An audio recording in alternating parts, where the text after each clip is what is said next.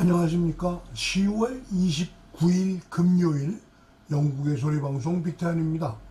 오늘 뉴스의 제목부터 말씀드리겠습니다. 첫째, BSD에서 GMT로 돌아갑니다. 둘째, 페이스북이 이름을 바꿉니다. 셋째, 4.15 부정선거 진상규명을 요구하는 교수들의 시국선언이 있었습니다. 첫 소식입니다. 내일 모레 30일 일요일 밤 2시에 영국 전역은 BST에서 GMT로 회귀합니다. 브리티시 스탠다드 타임 개념에서 그리니치 표준시간 개념으로 돌아간다는 뜻입니다. 영국은 3월의 마지막 일요일 새벽 2시를 기해 시계를 1시간 전진시켜서 데일라이트 세이빙 타임을 시작합니다. 흔히 썸머 타임이라고 부르기도 합니다. 봄이 되면서 해가 일찍 뜨는 만큼 시각을 앞당겨서 모든 일과를 일찍 시작하려는 의도입니다. 해가 긴 여름철을 즐기고 10월 마지막 일요일 새벽 2시에는 1시간을 뒤로 회귀시켜서 해가 늦게 뜨는 아침 시각에 맞추어 일과를 늦추는 것입니다. 현재 한국과의 시차는 8시간입니다. 그러나 30일 오전 1시부터는 9시간으로 늘어납니다. 짧은 가을은 어느덧 가고 긴 겨울이 오는 신호입니다. 손발이 꽁꽁 어는 긴 겨울도 크리스마스가 있어서 어른도 아이들도 지낼만 합니다. 페이스북 창업자이자 CEO인 마크 저커버그는 주요 리브랜딩의 일환으로 회사 이름을 미타로 바꿀 것이라고 밝혔습니다. 변경 사항은 페이스북, 인스타그램 및 왓츠앱을 포함한 개별 플랫폼에는 적용되지 않으며 해당 플랫폼을 소유한 모회사에서만 적용됩니다. 저커버그는 현재 브랜드가 하나의 제품에 너무 밀접하게 연결되어 있어서 미래는 물론이고 오늘날 우리가 하고 있는 모든 것을 나타낼 수는 없다고 말했습니다. 그럼 미타버스란 무엇인가? 인터넷에 생명을 불어넣었거나 최소한 3D로 렌더링 된 것을 생각하면 된다고 말하고 있습니다. 저커버그는 이것을 화면에서 보는 것이 아니라 안으로 들어갈 수 있는 가상 환경으로 설명했습니다. 기본적으로 사람들이 가상현실 헤드셋, 증강현실 안경, 스마트폰 앱 또는 기타 장치를 사용하여 만나고 일하고 놀 수 있는 끝없는 상호 연결된 가상 커뮤니티의 세계입니다. 신흥 기술을 추적하는 분석가인 빅토리아 패트코크에 따르면 쇼핑 및 소셜 미디어와 같은 온라인 생활의 다른 측면도 통합할 것이라고 말합니다. 저커버그는 메타버스가 향후 10년 안에 10억 명에게 도달할 것으로 기대한다고 말했습니다. 그곳은 사람들이 상호작용하고 작업하고 제품과 콘텐츠를 만들 수 있는 곳이 될 것이며 그가 희망하는 바는 크리에이터를 위한 수백만 개의 일자리를 창출하는 새로운 생태계가 될 것입니다. 우리는 이제 우리의 비즈니스를 두 개의 다른 부분으로 보고하고 있습니다. 하나는 앱 제품군을 위한 것이고 다른 하나는 미래 플랫폼에 대한 작업입니다. 그리고 이것의 일환으로 우리가 누구이고 무엇을 만들고자 하는지를 반영하기 위해 우리가 하는 모든 일을 포괄하는 새로운 회사 브랜드를 채택해야 할 때입니다. 오늘부터 우리 회사가 메타가 되었다는 소식을 전하게 된 것을 자랑스럽게 생각합니다. 셋째 소식입니다. 인천 연수을 지역구 민경욱 전 의원의 선거 소송에 대한 법리 공방이 있었습니다. 민경욱 전 의원의 변호를 맡았던 검사 출신의 권오용 변호사가 재판이 끝난 후 법원 앞에서 재판 과정과 내용을 설명하는 모습입니다. 모처럼 들어보는 긍정적 소식에 권 변호사의 설명 내용 중 일부를 들려드리겠습니다.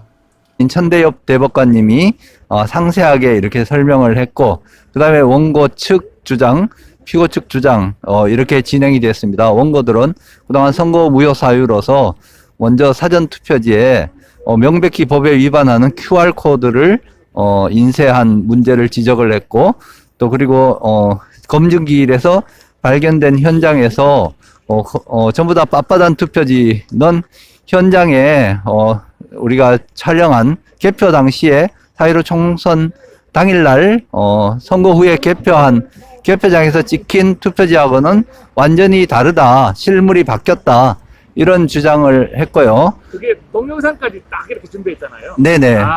멋졌습니다. 네, 그래서 뭐 거기 그 투표지 보면 분명히 그 정일영, 민경욱, 또 이렇게 이정미 이런 그 이름이 찍힌 그 투표지가 아주 예, 적혀 있는 그러니까 이름이 적혀 있어 분명히 그거는 이제 선거한 투표지인데 그것이 분명히 구겨져 있었고, 그리고 다른 대부분 투표지가 구겨진 상태가 아주 그냥 이것저것 굉장히 복잡하게 구겨진 그런 실제 사진들을 보여드렸습니다.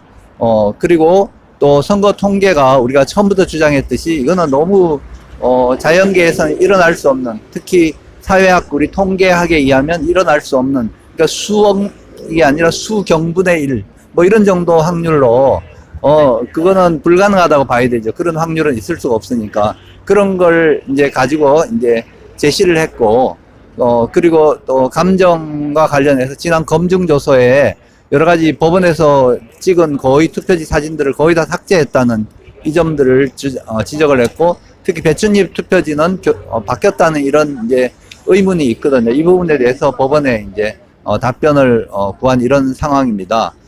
그리고 피고 쪽에서는 종래 주장을 같이 했고, 피고는 특히 관내 사전 투표지 300매 증가한 내용에 대해서 그 부분에 대해서 다시 재검표를 하자 이렇게 주장을 했고, 원고도 재검표하는 건 동의한다, 할 땐 좀 더 철저히 하자고 했는데 법원은 오히려 그 부분은 본인들이 그냥 양쪽 주장을 들어서 자체적으로 판단하시겠다 이렇게 정리를 해서 거의 분위기는 오늘 뭐 변론 기일 마치고 감정을 하지 않으면 거의 결심해서 판결 선고하겠다 이런 정도 이제 의견을 말씀했는데, 우리 원고는 감정이 필요하다, 좀 더 추가적인 변론과 증거 제시를 하겠다 이렇게 주장을 했고요. 그래서 제가 오늘 변론기일 진행하면서 제가 느낀 소감은, 오늘 특히 또 원로 변호사님들, 그 심규철 변호사님하고 또 구상진 변호사님 같은 원로 변호사님들도 참석해 주셔가지고 큰 힘이 됐거든요. 그런데 이제 제가 제 생각은 우리가 정말 그 고생은 많이 했지만 이미 이제 증거물이 상당히 드러났고, 그 증거는 말하자면 우리가 이제 어릴 적부터 배우는, 초등학생도 배우고 하는 산수와 수학, 그리고 뭐 통계학 이런 공리에 반하는 내용에 대해서, 또 하나는 물리학적 법칙에 반하는 내용에 대해서 법원이 어떻게 판단할 것인가. 물리학적 법칙이라는 것은 구겨진 종이가 펴졌다는 피고의 주장, 이걸 그럼 과연 법원에서 받아들일 것인가. 또 통계적으로 불가능한 것을 가지고 법원에서 이건 가능하다 이렇게 그냥 판결을 할 것인가. 만일 그렇게 판단이 된다면 대한민국에서는 뭐 아이들한테 수학이고 통계학이고 물리학이고 다 배울 필요가 없고 그냥 전부 정치적으로 나서가지고 힘을 가지고 그냥 거짓말도 하고, 이런 약간 소시오패스라고 요즘 그런 용어 가지고 곤란이 되는데, 소시오패스가 득세하는 이제 국가가 되면 그건 상당히 곤란하다고 생각합니다. 따라서 그 양식 있는 대법관님들, 단연에 이제 그 법조 경력이 있으시고 존경만 대법관님들께서 아마 그런 판단을 하지 않으리라고 믿습니다. 그래서 상당히 오늘 변호사님들이 전부 아주 열심히, 그리고 그동안 오랫동안 준비한 내용을 잘 변론해 주셔서 굉장히 감사하고, 또 우리 민경욱 그 원고 민경욱 전 의원님께서는 아주 그 전 국회의원답게 대법원에 대해서 굉장히 그 재판이 늦어진 점하고, 정부의 모든 기관은 국민을 위해 존재하는 것 아닌가요? 국민이 없는 국가의 정부가 무슨 의미가 있나요? 불행히도 독재 국가에서는 어떤 방법으로든 권력을 잡으면 국민 위에 군림합니다. 국민의 세금을 거둬서 월급을 받고 유지하면서도 자신들은 독재 권력으로부터 월급을 받고 있는 사람들처럼 행동합니다. 누가 나라를 이렇게 만들었나요? 이렇게 만들어가는 사람들을 알면서 그냥 그런 국가에서 숨어서 살면 되겠습니까? 무관의 제왕이라고까지 불리던 기자들은 모두 어디로 숨었나요? 아니, 숨었다기보다 독재 권력에 야합하여 일체 목소리를 내지 않습니다. 이런 유럽의 중세 암흑기보다 못한 대한민국 사회에서 정의를 위해 목숨을 걸고 투쟁하는 지식인들이 있습니다. 부정선거 규명을 위해 투쟁하는 민경욱 전 의원, 황교안 후보, 그리고 드디어 펜을 들은 대학의 교수들입니다.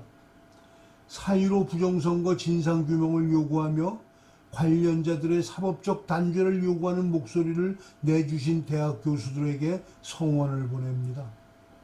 사회를 구성하고 있는 지식인들이 사회 정의가 무너졌을 때 그것은 틀렸다고 말하지 못한다면 그들은 지식인으로서의 가치가 없는 사람들일 것입니다.